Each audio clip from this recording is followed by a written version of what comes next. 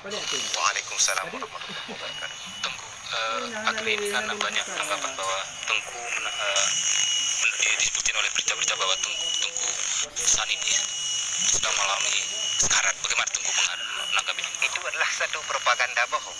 Saya sebagai bangsa Aceh atau sebagai Panglima Angkatan Aceh Merdeka pada tanggal 16 Januari saya waktu itu berada di dalam satu sidang atau satu forum dengan panglima-panglima wilayah di Barat Selatan. Pada waktu itu saya sedang duduk rapat bermusyawarah tentang strategi dan tentang mengatur ekonomi dan politik negeri Aceh. Jadi waktu itu dibuat propaganda karena ada kejadian di Jim-Jim, di jauh sana di Jim-Jim ada kejadian pertempuran antara bangsa Aceh Merdeka dengan TNI. Tetapi pada waktu itu kami sebagai bangsa Aceh telah menguasai medan tempur, maka bisa kami halang mereka yang datang untuk menembak kami. Kami lawan mereka dengan seketika 50 orang mereka mampu semua di situ. Jadi dibuat propaganda karena mereka telah banyak yang tewas di situ, maka dibuat satu propaganda yang bahwa saya telah ditembak. Padahal itu adalah satu propaganda bohong. Saya sekarang insya Allah masih dipelihara oleh Allah Subhanahu Wa Taala, masih ada dalam lindungan Allah. Saya sehat walafiat. Kondisi Tengku yang sebenarnya bisa Tengku ceritakan? Bisa. Jadi kondisi macam mana yang dimaksudkan? Ya seperti Tengku ketembak dadanya dan saya bisa membuka dada sekarang. Sebentar ya. Minta maaf. Saya tidak ada kena peluru TNI.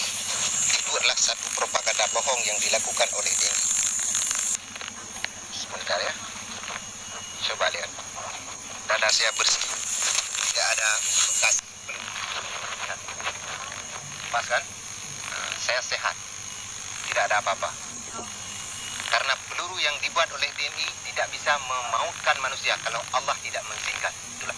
Tapi memang ini posisi TNI untuk memojokkan Tengku. Itulah propaganda bohong, tidak apa-apa bagi kami Aceh Merdeka. Kami tidak takut. Apapun yang dibuat propaganda oleh TNI, kami tidak terpengaruh. Tengku, mengapa sampai berkembang berita itu?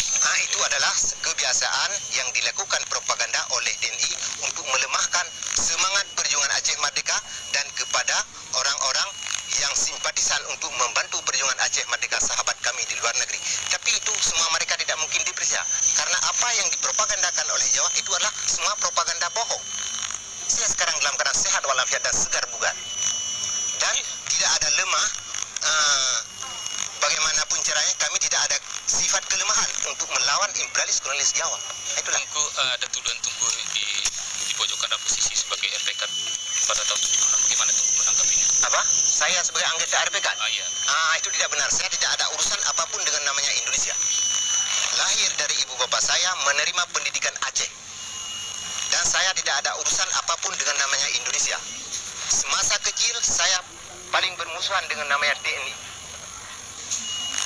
Sehingga waktu itu, waktu kecil saya dibuat latihan oleh ayah saya sebagai ilmu pedang, ilmu silat. Untuk apa? Diwasiat kepada saya, jangan menerima jajahan imperialis kolonialis Jawa. Sehingga waktu saya 23 tahun, saya memasuki Aceh Merdeka. Langsung menerima wasiat dari nenek moyang saya, dari ayah saya, dan saya ikut di bawah pimpinan Al-Mukarram Maulana Al-Mudabbir Dr. Tengku Syah Hasan Muhammad Giro. Tengku, apakah benar Agam dalam saat ini dalam kondisi terjepit? Tidak. Aceh Merdeka tidak pernah terjepit, tetapi yang terjepit adalah rakyat Aceh.